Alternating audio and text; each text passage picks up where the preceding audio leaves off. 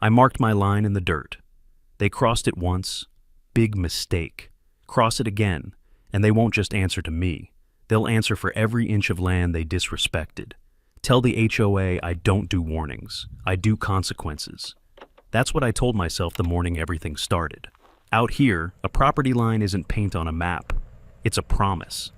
And folks who break promises in this part of the country usually regret it faster than they can say, "We meant no harm."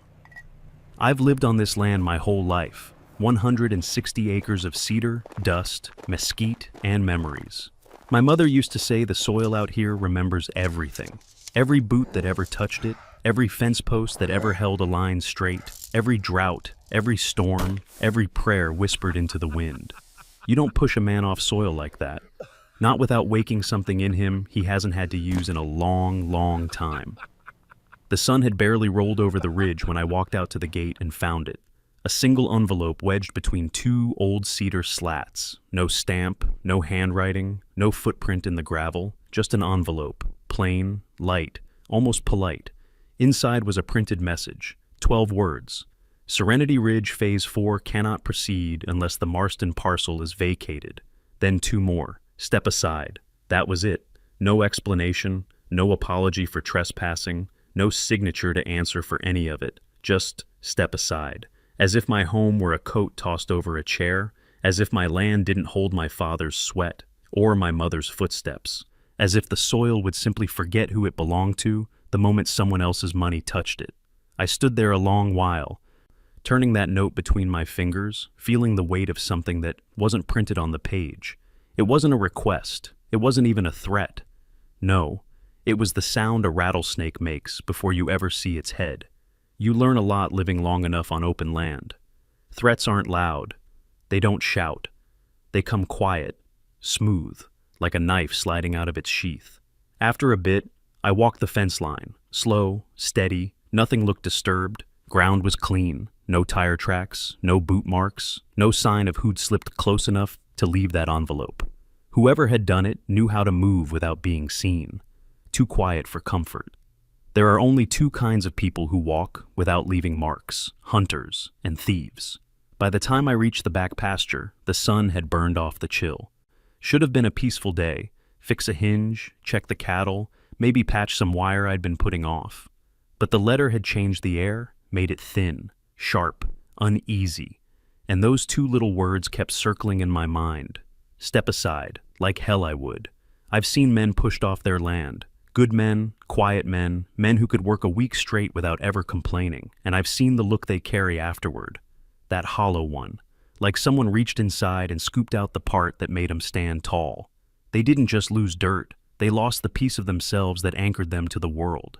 No HOA, no developer, no board of community harmony was ever going to do that to me. Not while I still had breath, boots, and a fence line with my name carved into every cedar post. Standing there with that envelope in my hand, I felt something settle deep in my chest. Not anger, not fear, a decision. If someone wanted this land badly enough to slip a message onto it in the dark, then someone was about to learn just how hard a man fights when the ground under his feet is the only thing keeping him standing. And the real kicker, I hadn't even seen the worst of it yet. The next morning should have felt like any other. Quiet, steady, predictable the way country life tends to be. But ever since that envelope showed up, the land felt different, like it had shifted its weight while I wasn't looking. I couldn't shake the feeling someone had been standing on my dirt long enough to make the ground hold its breath. A little after 9, while I was working the hinge on the south gate, I heard something that didn't belong. Not cattle, not wind, not the rusty rumble of an old ranch truck on the county road. It was humming, low, mechanical, precise. I wiped the sweat from my brow and leaned out just far enough to see over the fence. 3 men stood on the other side of the property line, neatly dressed, boots too clean, clipboards, laser rangefinders, the kind of tools honest ranchers don't ever need unless they're fixing something someone else broke. They didn't wave, didn't ask permission, didn't even pretend they were sightseeing. One of them raised a handheld device, little red dot flickering across my fence like someone window shopping for what ain't theirs. Another bent down to place an orange survey flag right at the edge of my gravel. That flag wasn't on their side of the line. It was dead center on mine. I set the wrench down slow. A man who moves quick looks nervous. A man who moves slow looks sure. "Morning," I called out. Not a single one turned.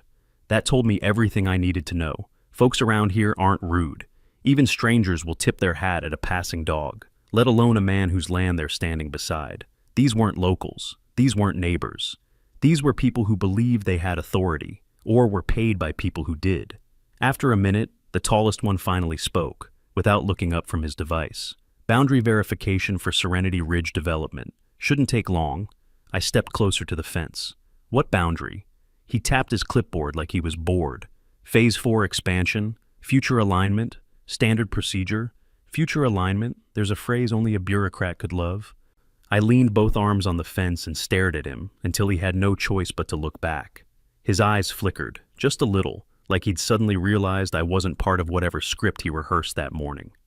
"This land ain't Serenity Ridge," I said, "and it sure as hell ain't for sale." The shortest one cleared his throat, almost apologetic.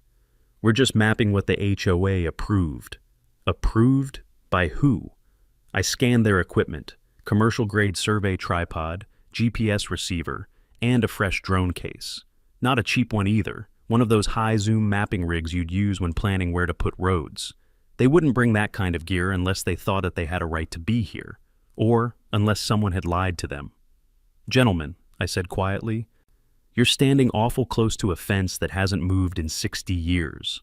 The tallest man gave a polite half-smile, the kind lawyers use right before they tell you you're wrong in language fancy enough to sound respectful. "We're within public right-of-way, sir. Anything visible from here is subject to assessment." There it was, the word, assessment. People don't assess land unless they plan to do something with it. Things like paving, building, condemning, replacing what's already there with something someone richer wants more. I watched them for a long while, me saying nothing, them pretending not to care that I was staring holes clean through them. Eventually, they packed up their gear and walked back to a white SUV parked a little too close to my driveway for comfort. No county markings, no contractor decals.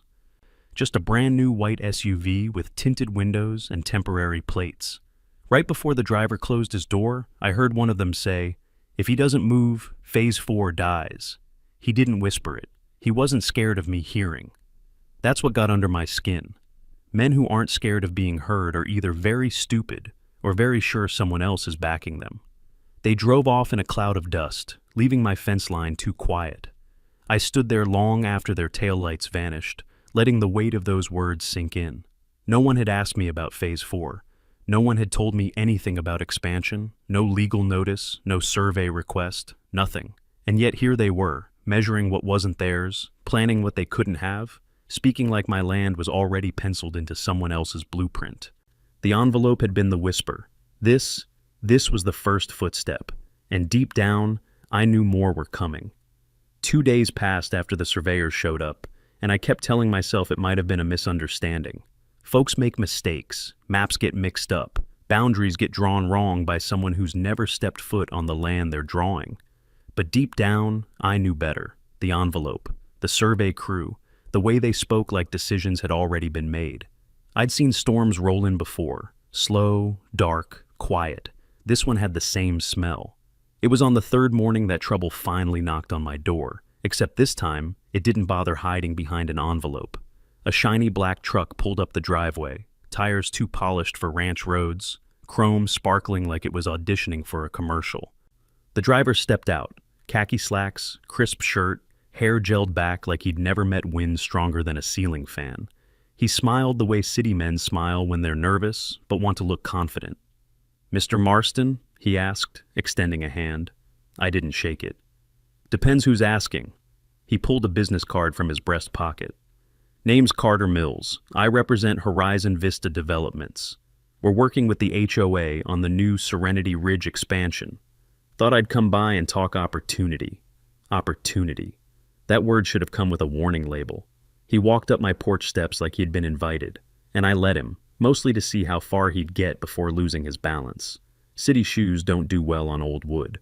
"Beautiful land you've got here," he said, looking around like a man shopping for furniture. "Untouched, private. Ideal for Phase 4's Greenbelt Transition Zone." Greenbelt Transition Zone, the kind of phrase people invent when they want to take something without admitting they're taking it. Phase 4 doesn't involve my land, I said. He chuckled softly. Well, technically, not yet. I didn't like that yet. He slid a manila folder across my porch table. Inside were glossy renderings, curved roads, cul-de-sacs, walking trails, a decorative pond, all of it sitting exactly where my north pasture was supposed to be. So, let's talk numbers, Mr. Marston, he said, tapping the folder. We've already secured commitments from buyers. Investors are excited, and the HOA board has signed preliminary agreements regarding boundary adjustments. I froze. Boundary adjustments? I asked, voice low enough to make the wood creak. He nodded like it was nothing. Oh, it's standard. They've conditionally approved Phase 4's outline. It's all pending final acquisition of... He flipped a page. The Marston parcel. He said it casually, like he was reading a grocery list. What acquisition? I asked. He blinked. Well, the one the HOA agreed to facilitate. Facilitate what exactly? Carter hesitated for the first time, a thin crack in his salesman confidence. They informed us negotiations were in progress. That was when my stomach dropped. Not because I was scared, but because I knew exactly what had happened. They hadn't just planned Phase 4. They hadn't just mapped it. They hadn't just measured it. They had already sold it, on paper, with signatures, contracts, deadlines. Sold land they didn't own, sold my land. Carter must have taken my silence as consideration, because he reached into his briefcase and pulled out a pristine contract, tabbed, highlighted, ready for signatures. We're prepared to offer you well above market value, he said. Enough to move wherever you'd like. New start, clean exit, no hassle. I pushed the contract back toward him. My land's not for sale. He kept smiling, but the corners of his eyes tightened. Mr. Marston, the HOA has already allocated funds. Investors expect progress. There's time pressure. Not my time, I said, and not my pressure. He swallowed hard. This project collapses if we can't secure this parcel. Well, I said, leaning back in my chair, sounds like you bought something somebody else didn't have the right to sell. His face paled. For a moment the wind stopped, leaving the porch dead quiet. Carter cleared his throat. I strongly encourage you to reconsider. The board is determined to make Phase 4 happen. They're motivated. Motivated. There was another word that should have come with a warning. I stood up slowly. Conversation's over. He backed away, trying not to look rattled. I'll tell the HOA you declined. Good, I said, and tell them this. Next time they want to sell land that's mine, they better bring the deed with them. He drove off faster than a salesman ought to drive on gravel. And as that dust cloud drifted behind him, I realized something I hadn't wanted to admit. This wasn't a misunderstanding. This wasn't bad paperwork. This wasn't accidental. The HOA had crossed my line, and they'd done it wearing someone else's money like armor. The envelope had been the whisper. The survey crew had been the first footstep. But Carter Mills? He was the declaration of war. Carter had barely been gone 24 hours when the next wave came. This time not quietly, not politely, and definitely not pretending. Late afternoon sun lay flat across the pasture, turning everything gold. Normally it's the hour when the world softens a little, when the wind cools and a man can sit on his porch with a cold tea and remember why life out here is worth the trouble. Not that day. I heard the engines before I saw the dust. 3 vehicles, all rolling slow, steady, deliberate, like they weren't just arriving, they were advancing. A white SUV led the way. HOA emblem slapped on the door like it meant something. Behind it came a second SUV and a little silver sedan that looked too fragile to be out on dirt roads. When they stopped at my gate, doors opened in stiff unison. Out stepped 4 people, 3 I didn't recognize. One I'd only seen in HOA newsletters I never asked for. Darlene Hargrove, president of the Serenity Ridge HOA. Her pictures never showed how tall she was, or how cold, or how her smile came preloaded with disappointment. She walked toward my gate like she expected it to open itself out of respect. It didn't. Mr. Marston, she called, voice sharp as a fence staple. We need to speak with you. I stayed on the porch, arms resting on my knees. If it's about selling my land, conversation's already over. She didn't flinch. People like her don't hear words they don't want to hear. We're here, she said, to address your non-cooperation with the development plan. Non-cooperation. Amazing word choice. like I'd agreed to something but forgot to show up. "What development plan?" I asked. Her jaw tightened. "Phase 4. You've been informed. I got an envelope telling me to step aside," I said. "If that's your idea of informing, you're doing a lousy job." One of the men stepped forward, a thick-necked guy with a clipped mustache and a badge-shaped patch reading Community Safety Officer. Not sheriff, not deputy, just a uniform someone ordered online. "We're authorized to conduct preliminary safety evaluations," he announced. "This gate obstructs emergency access." That made me laugh, just once, very quietly. "This gate's been here longer than your subdivision," I said. "If it wasn't a safety issue for 30 years, it ain't one today." Darlene raised a manicured hand to silence him. "Mr. Marston," she said, shifting into a patronizing tone I imagine she used on people she thought were beneath her. "We can resolve this amicably, but you need to understand, your parcel has been designated for community integration." "Integration?" I repeated. "That's a mighty fancy way of saying we want to take it." "It's not taking," she insisted. "It's transitioning. The HOA has approved boundary realignment pending your cooperation." "There's that word again," I said. "Cooperation." Her eyes narrowed. For the first time I saw it. The desperation under her polished veneer. She wasn't confident, she wasn't calm, she was cornered, and cornered people make foolish decisions. "It would be in your best interest," she said slowly, "not to obstruct the progress of this community." I stood, not fast, not dramatic, just enough for all four of them to take a step back they didn't mean to take. "My land," I said, "is not your community, and your progress stops at my fence." The safety officer puffed up.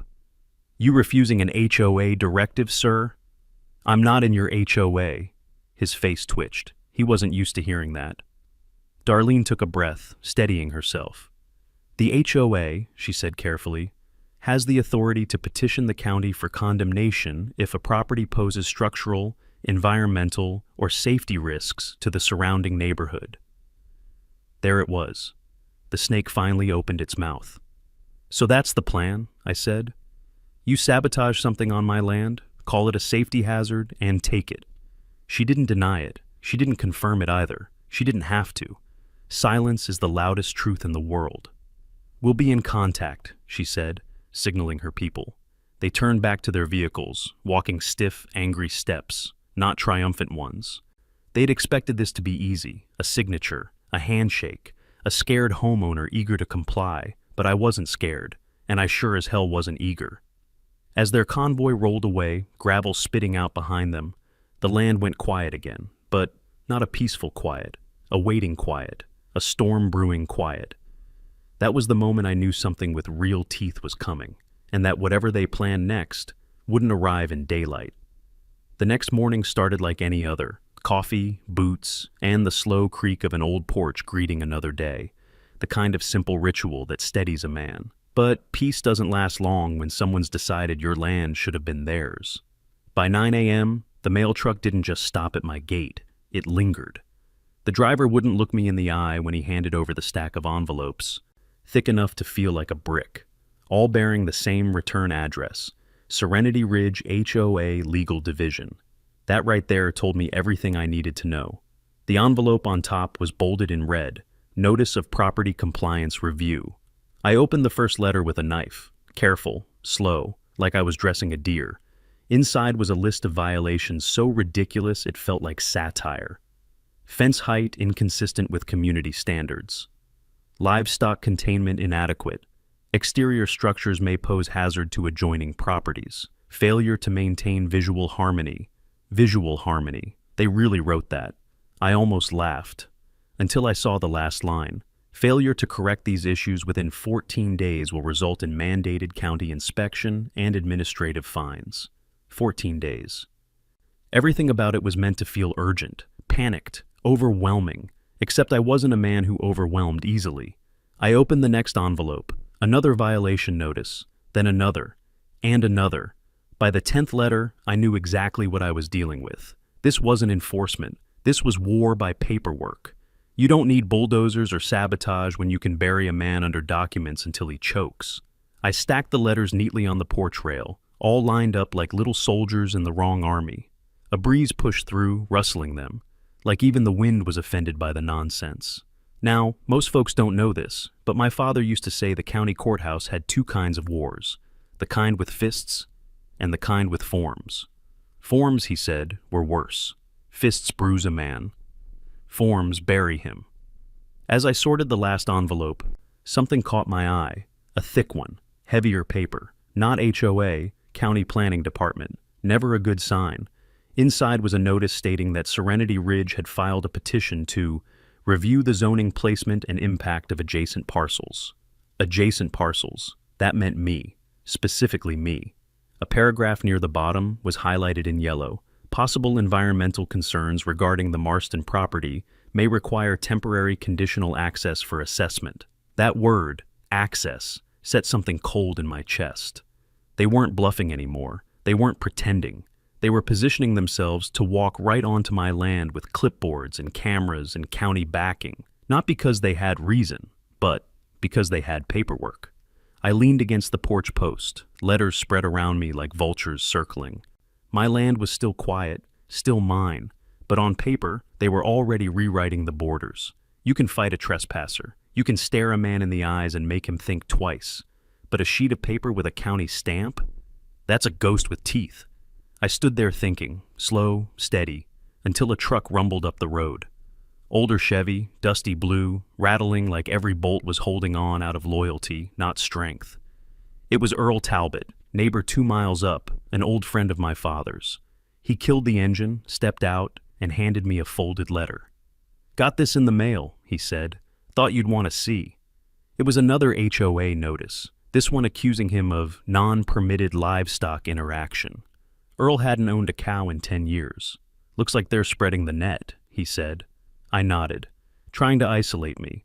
Make the whole county believe I'm the problem. He spit in the dirt. "Hell of a strategy, but they don't know you, son." Earl wasn't much for speeches, but sometimes a man only needs a few words. He drove off, leaving dust rolling through the air like smoke after gunfire. I gathered the letters, walked inside, and laid them all out on the kitchen table. Pages and pages of accusations, lies, threats dressed as compliance. And something hit me then, quiet but solid. These weren't random, they were coordinated. Somebody was pulling strings behind the scenes, fast, confident, and desperate. I tapped a finger on the stack. If they were using paperwork as a weapon, then I'd better start loading some weapons of my own. Not bullets, evidence, patterns, tracks that they thought they covered. Someone was about to find out the difference between a man who complains and a man who documents, and I hadn't even pulled out the cameras yet. By the time sundown hit, the letters from the HOA were still spread across my kitchen table like a crime scene I hadn't decided how to solve yet. I stared at them a long time, letting the last of the daylight fade off the paper. Paperwork meant they were scared of being seen, scared of leaving fingerprints, which meant if they were stupid enough to sneak onto my land, they were smart enough to hide their tracks. So I decided to stop looking for footprints and start making them. I grabbed my coat, stepped out onto the porch, and let the night settle in around me. Quiet night, cold, the kind that makes sound travel farther than it should. Perfect for listening. I headed for the barn, opened the old metal cabinet my dad built back when he still believed the world was a fair fight, and pulled out a box labeled simply storm gear. But inside wasn't rain gear. It was tools of a different kind. 4 trail cameras, older but dependable. 2 motion-triggered floodlights, a thermal sensor I'd bought years ago for coyote trouble, a canister of reflective tracer powder, the kind hunters use when tracking in low light, and a roll of heavy-gauge wire that'd outlast a tornado. I laid it all out on the barn bench like a surgeon prepping for a quiet, necessary operation. My father taught me 2 rules that night I'll never forget. 1. A man who hides in the dark fears the light. 2. Make the dark work for you, not against you. So that's what I did. I started at the southern fence, hung a camera inside a hollowed-out cedar knot, placed another near the cattle gate under a fake birdhouse I carved years ago. Then I wired a small motion bar across the old drainage ditch, the one spot someone sneaky might crawl through thinking I'd forgotten it existed. Next, I sprinkled a light trail of tracer powder along the ground near the weak spots of the fence. Under normal light, it looked like dust. Under UV, though, it screamed like a spotlight. If anyone crossed that fence tonight, they'd glow like a Christmas angel in the courtroom. By the time I finished, the moon was leaning low, hanging pale over the mesquite trees. The ranch looked peaceful, too peaceful. That kind of silence is a liar. A man learns that after enough years living alone. I was halfway back to the house when I heard it. A faint electric hum, high, insect-like, mechanical. A drone. Not the first I'd heard in my life, but the first I'd heard close to midnight. I turned slow, eyes adjusting to the dark. There it was, hovering not 20 yards above the barn roof. Little red light blinking, camera eyes swiveling like it was sniffing for heat. Someone was watching me, watching my property, maybe even watching how I responded. I didn't reach for my shotgun, not yet. Taking down a drone feels good, but catching its owner feels better. So instead I acted like I didn't see it, kept walking, calm, slow, let them feel safe. Half an hour later, back inside the house, I sat by the kitchen window with the lights off. Beside me, the trail cam receiver blinked steady, waiting. At 12:43 a.m., it chirped. One image, then another, then another. I opened them one by one. First photo, a figure jumping the back fence. Hood up, knees bent like they'd practiced it.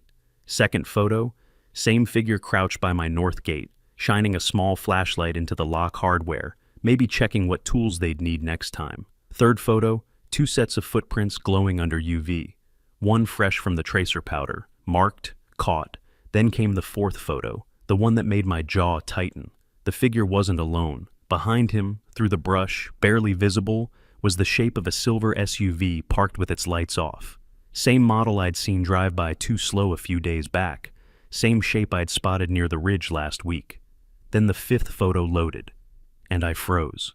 Because the man in the hood wasn't just scouting, he was planting something, a metal stake, a surveyor's marker, right into my sill.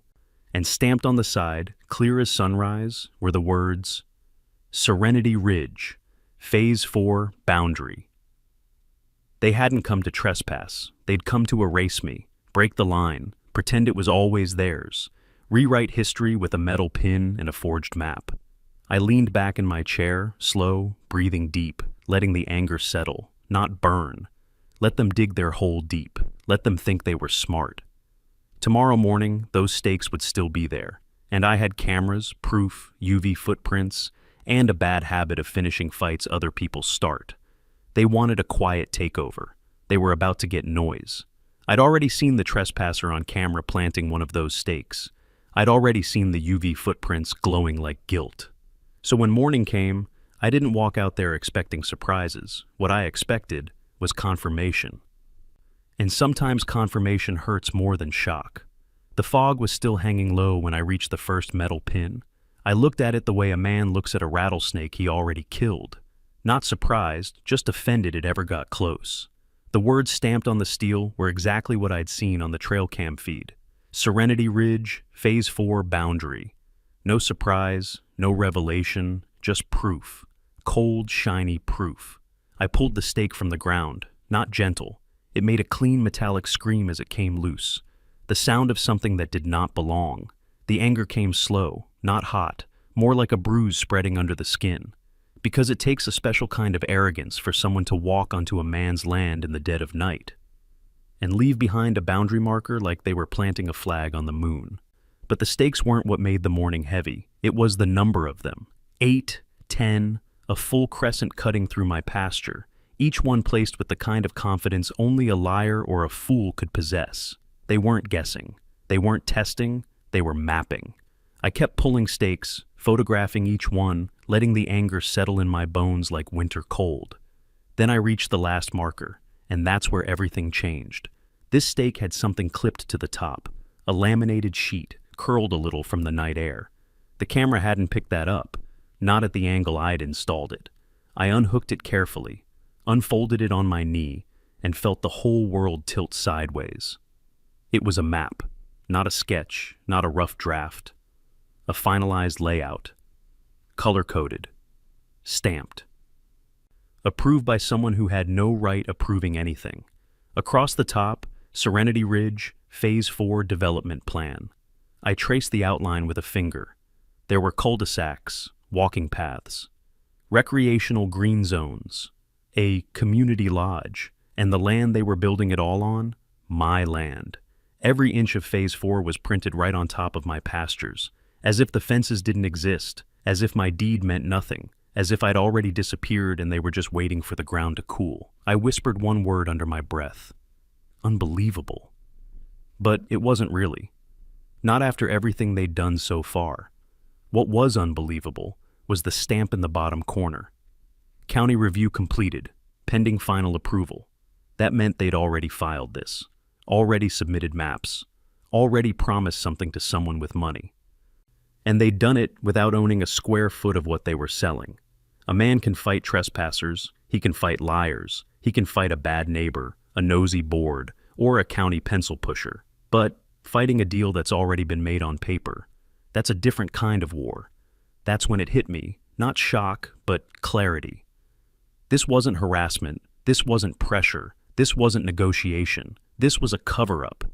They'd oversold Serenity Ridge, sold Phase 4 before they secured the land, and now they were scrambling like coyotes in the henhouse, trying to make the paperwork match the lie. Every violation notice, every drone, every late-night visit, it all led back to this one truth. If I stayed, they'd lose everything. And people who stand to lose everything don't act rational, they act desperate. I folded the map, slid it into my jacket like evidence in a murder case, and stood there staring across the morning pasture. The fog was lifting now, revealing the land the way it always had been. Quiet, steady, mine. But on someone else's blueprint, it wasn't mine at all. And that's when a different kind of anger settled in. Not wild anger, not lead, sharper, colder, the kind of anger that makes a man think in straight lines instead of raised voices. I whispered to the empty field, "You boys drew the wrong map, and now you're going to answer for every inch of it." I didn't know exactly how yet, but I knew this. I had proof, I had clarity, and I had something they hadn't counted on. A man who doesn't scare, and a land that refuses to forget. I turned back toward the house with the map tucked under my arm. Phase 4 wasn't just a development plan, it was a confession, and I planned to use every inch of it. By the time dusk settled, I had the Phase 4 map laid out on the kitchen table, weighted down at the corners with 4 river stones my mother collected when I was a boy. That map looked harmless, quiet even, but there was more violence in those printed lines than a fistfight behind a bar. They'd promised my land to someone with money, someone expecting results, which meant tonight, they'd likely try again. So, I made preparations. I walked the perimeter one more time, slow and deliberate, like a preacher checking pews before a storm sermon. The tracer powder I'd sprinkled earlier still looked like ordinary dust, but under UV it would scream like a fire alarm. And tonight, I meant to make it scream. I checked each trail camera, tightened each mount, cleared branches that might trigger false motion. Then I added something new, a small UV flood strip wired under the cattle gate, harmless to the eye, invisible unless triggered. If anyone crawled through that narrow gap, they'd look like a walking constellation. By 11 p.m., the ranch was quiet again. Too quiet, the kind that makes your ears strain and your heartbeat sound loud. I sat on the porch with the lights off, letting my eyes adjust. My father used to say a man can hear trouble 10 minutes before it arrives, if he's willing to listen. Around 12:40, the first sign came. Not sound, light, a faint blink through the trees, white, sharp, mechanical. A drone, second one this week. It floated low over the pastures, scanning, the red camera light pulsing like it had a heartbeat. Whoever piloted it was cautious, too cautious. Like they knew they'd pushed their luck last time, but drones don't scare me. People do. At 1:17 a.m., the trail camera receiver chirped softly, a high, fast beep. Then again. 2 triggers, close together, movement. I eased back inside, sat at the kitchen table, and opened the camera feed. There, on the screen, in grainy black and white, 2 figures slipping under the fence at the far western post, both wearing hoodies, gloves, backpacks, professional, prepared, idiots. One bent down, brushing the ground where the tracer powder lay. When he stood up, I saw it, the faint glow of dust along the knees of his jeans. Marked. The second figure moved quick toward the barn, checking the locks, tugging at the feed room door like he expected it to pop open. He didn't realize the new latch was reinforced steel, welded into place. He tugged harder, still nothing. He muttered something. Camera didn't catch the words, but the tone was sharp, impatient. Frustrated men make mistakes, and this one was about to. He moved toward the irrigation shed, crouched beside the control box, and tried prying it open. 2 seconds later, flash! The motion floodlight I'd wired earlier exploded white across the yard. Bright enough to wake the cattle, bright enough to freeze the men in place. The one by the shed scrambled back, blinded, tripping over a hose reel. The other bolted toward the fence, but the UV strip under the cattle gate burst into violet flame the moment he crawled through. For a moment, the world went dark except for one thing. Footprints glowing like blue fire, perfect, clear, inarguable. It wasn't just shoes, it was hands, knees. A streak across his jacket where he'd brushed against the powder. He was glowing like a guilty angel run through a paint factory. The camera captured every frame. The drone above wobbled at the sudden light, then zipped off. Whoever operated it must have panicked. The 2 trespassers fled into the brush, but their glowing footprints trailed after them like breadcrumbs for half a mile. I didn't chase. Didn't need to. I had what I came for. When the ranch grew quiet again, I walked out to the floodlight's reach, bent down, and brushed a patch of glowing dust off the dirt. The prints were perfect. Museum perfect. Courtroom perfect. I'd used tracer powder hunting coyotes. Never thought I'd use it hunting people. But the world changes, and you change with it, or you lose everything. Inside, I saved each photo across 3 different drives. One for me, one for a lawyer, one for insurance in case something accidentally went missing.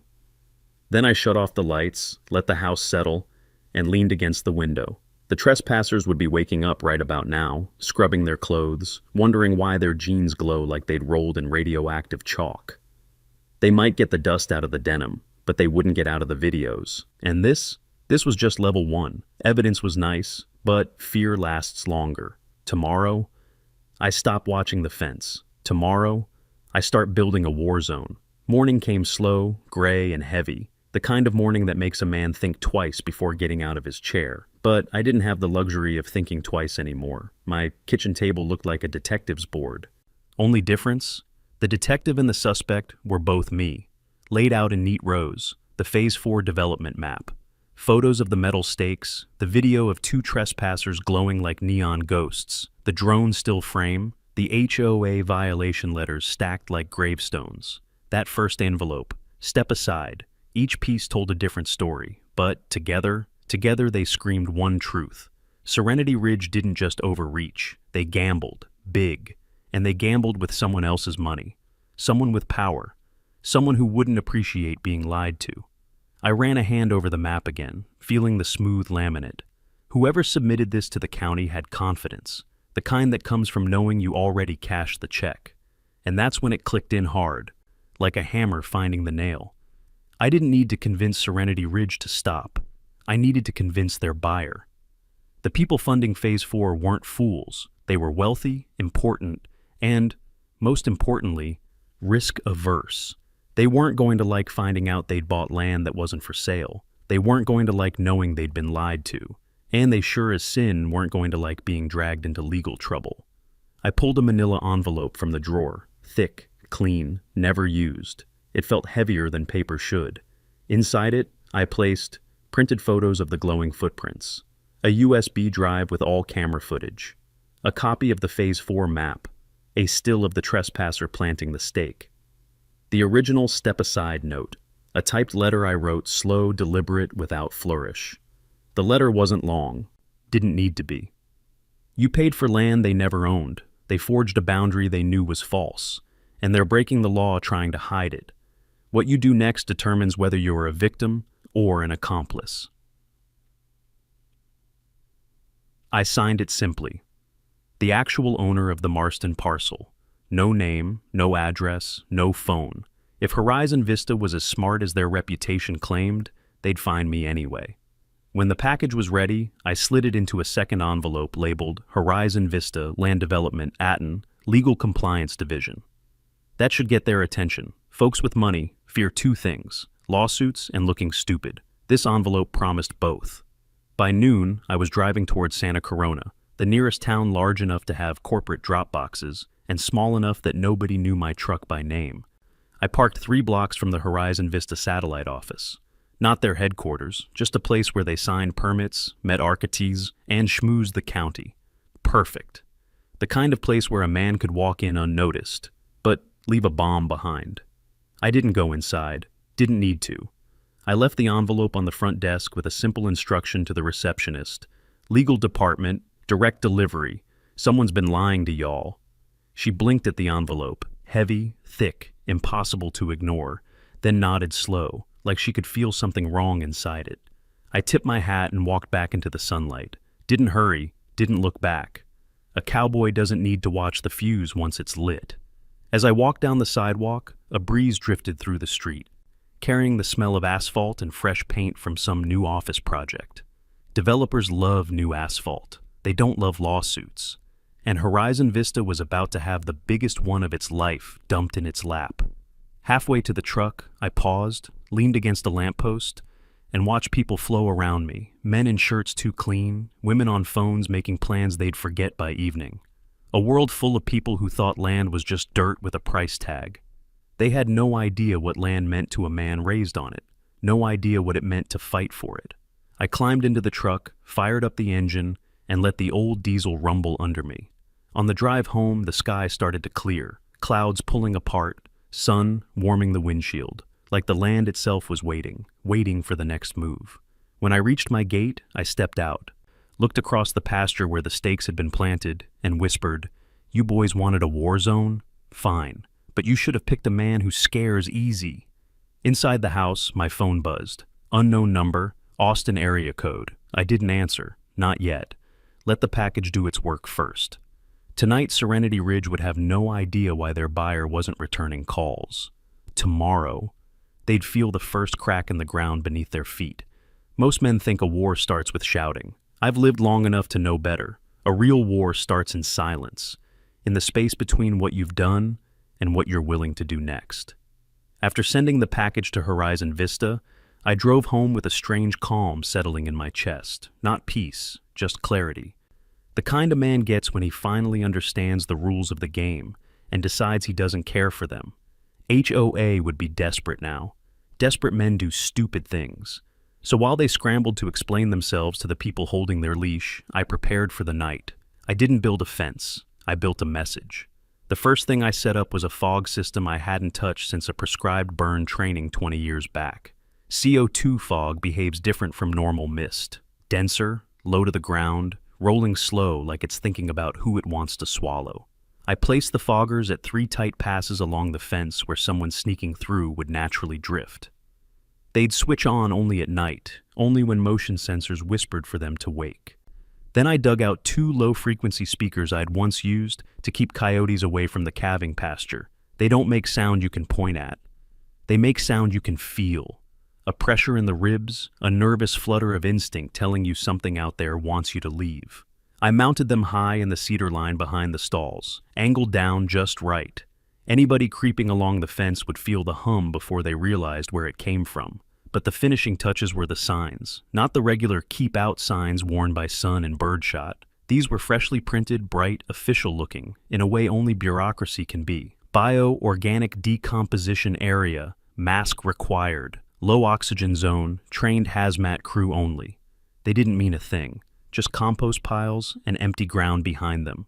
But fear doesn't need truth. It just needs imagination. By late afternoon, I stepped back and looked across my land. To anyone on the Serenity Ridge side, the old Marston parcel no longer looked like stubborn ranch land. It looked like something dangerous, something off limits, a place where the rules change the second you cross a line. As the sky dimmed, the cattle bedded down. Even the wind dropped quiet, like the ranch was holding its breath along with me. Right around 1 a.m, the foggers kicked on. A ripple of pale white mist crawled across the ground, sliding over the grass in slow waves. It wasn't thick enough to hide in, but just thick enough to unsettle, like the earth was exhaling something it shouldn't. I watched from the window, lights off, shotgun leaning by the frame, though I didn't plan on using it tonight. This wasn't that kind of war. A minute later, the motion sensor whispered again. The low hum rolled out from the cedars, barely audible, more like pressure than sound, something you feel behind the eyes.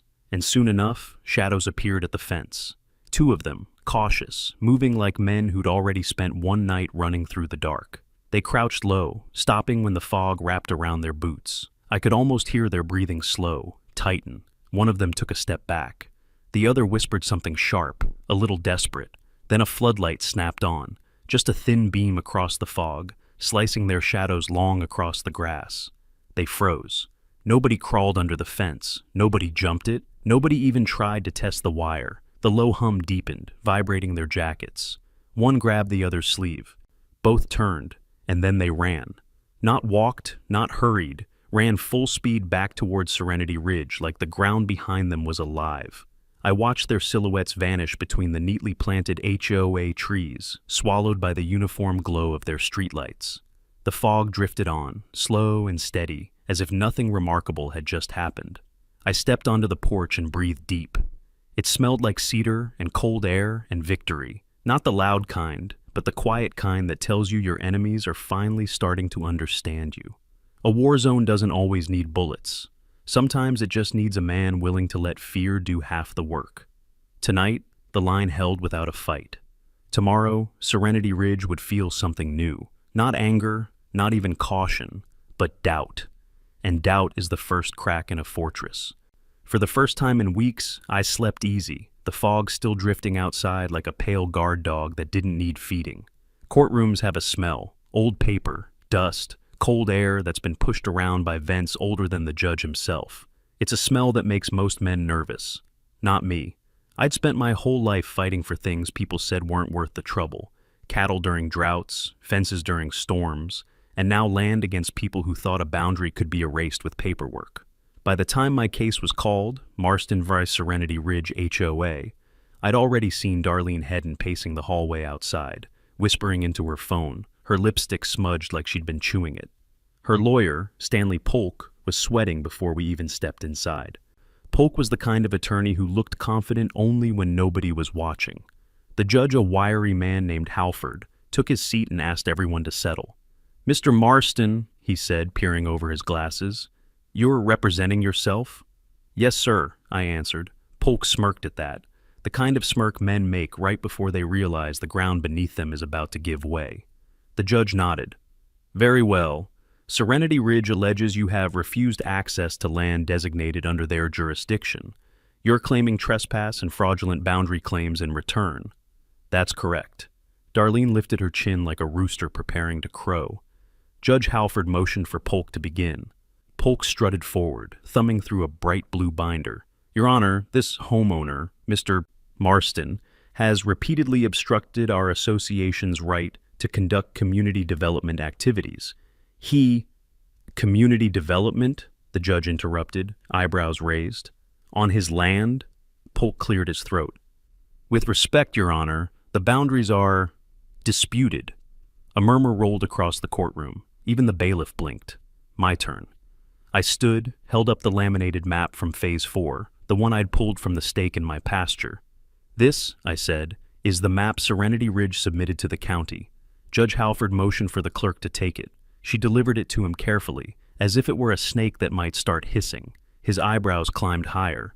"This shows a development project covering your entire western pasture," he said. "Yes, Your Honor, my land."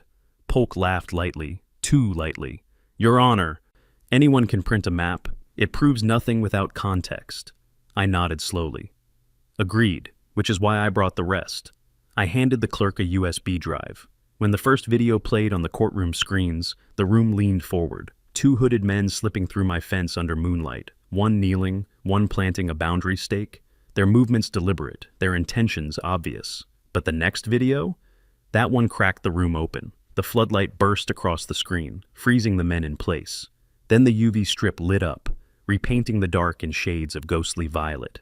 And there they were, footprints glowing like blue fire, hands, knees, a streak across a jacket.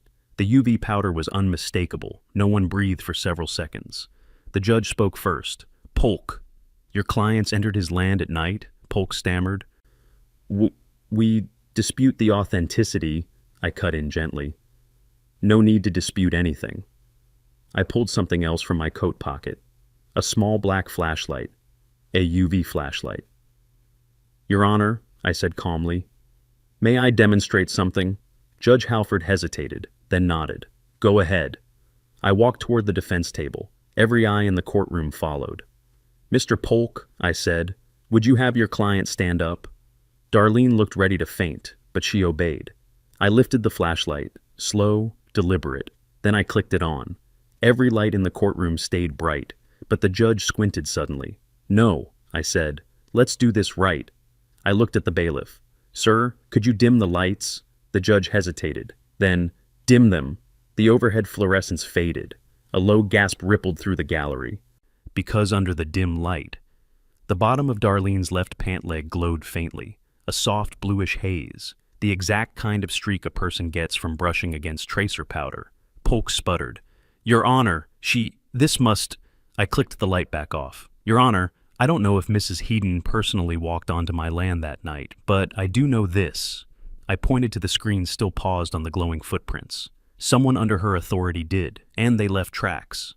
The room was so quiet you could hear the bailiff swallow. The judge leaned back, steepled his fingers, and looked at Serenity Ridge like he was examining a diseased animal. This is no longer a boundary dispute, he said. This is trespass, falsified filings, and unauthorized development planning on land the HOA does not and has never owned.